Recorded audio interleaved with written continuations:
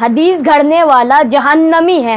رسول اللہ صلی اللہ تعالیٰ علیہ وآلہ وسلم نے ارشاد فرمایا من قذب علی متعمدا فلیتبوأ مقعدہ من النار، یعنی جس نے جان بوجھ کر مجھ پر جھوٹ باندھا وہ اپنا ٹھکانہ جہنم کو بنا لے۔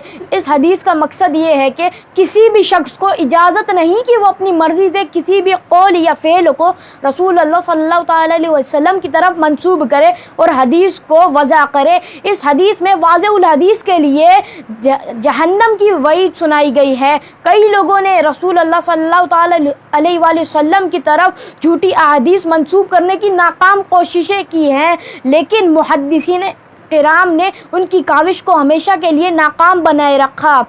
متفق علیہ حدیث، یہ حدیث صحیح ہے، اس کے تمام راوی ثقہ ہیں۔